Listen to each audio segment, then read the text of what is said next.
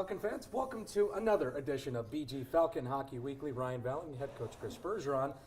Coach, let's go back to the series against Michigan Tech. Your team comes up in second place in the WCHA, but we'll start on the Friday night game and scoreless throughout two periods, and then Michigan Tech ended up taking that game.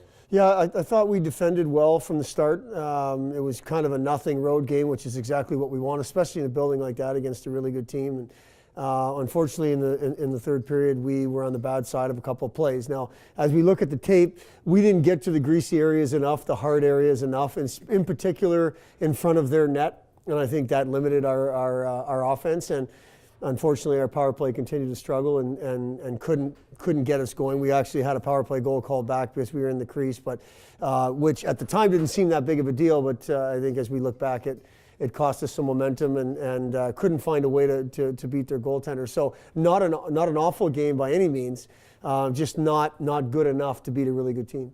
Moving on to the next night, you've often said that special teams will win you games, and you mentioned that your power play was not good enough on Friday night, but oh boy, it came up big on Saturday night with Alex Barber, two goals. It definitely came up big at the end. I mean, we started great. It was 2-0 after the first. We were skating. We were playing the game the way we want to play it. Kind of a nothing second period. However, there was power play opportunities. We had a 5-on-3. We had a couple power plays, 5-on-4, and that's a situation where if your power play's doing what you want it to do, it's 3 and 4-0. And that's not the way it shook out. And then right at the end of the second period, we take a penalty, and then we take another penalty and have to go in the third down 2 men. And I really thought our penalty kill stepped up and had a gutsy kill there at 5-on-3. And then all of a sudden, here comes Tech, and they scored 2 goals within a minute, 2 minutes, something like that. And I really felt our guys hung in there. We earned a power play. We scored in the power play, as you said, and I thought it was a hard-fought road win. I liked our process Saturday night. I liked our effort. I liked the way we played, with the exception of a 3-minute stretch in the third period and a couple of plays here or there. I thought it was a really good game by us. Yeah, Michigan Tech scored 2 goals in 17 seconds. But Alex Barber, I want to talk about him for a little bit. A freshman forward, and he came up big for you guys a couple of times. With the one game against Ohio State, the overtime winner against Ferris State, and then he gets rewarded with 2 goals, and they were greasy goals as well, all deflections. Yeah, for sure. We used that word in our pregame preparation on Saturday. We need to get greasy. We need to get to those areas that are hard. And he did, and he got rewarded for it. And our Johnny Schilling had the other goal. It was the same type of thing, just a greasy goal that went off him and went in the net.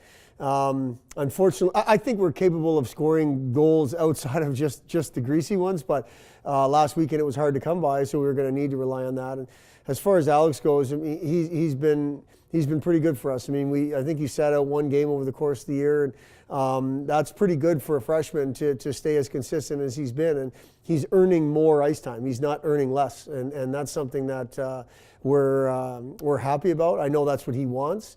We think he's got a chance to be a really good player over the course of his time here. Would have had a 3-goal weekend if he had scored the one on Friday night, the one that was called back. Moving on to this weekend, Alaska Fairbanks. The team flies all the way out to Fairbanks, Alaska, and the first meeting of the season with these two teams. What have you seen so far from this Alaska team?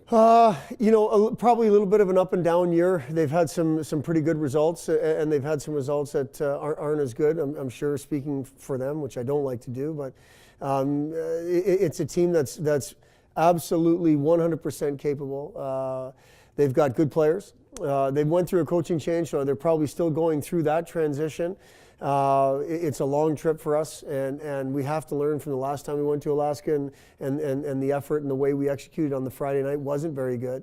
Obviously, with 12 regular season games left, these are hugely important. I mean, we're right in the thick of things, sitting in third place right now, 2 points behind Northern, I think 5 points behind Minnesota State, and we have Northern. So it's kind of right there for us, and this weekend is absolutely key for us to play the way we're supposed to play. And I don't mean reacting to playing poorly Friday and play well Saturday. I'm talking about give ourselves 2 opportunities by playing our game at our level starting Friday night.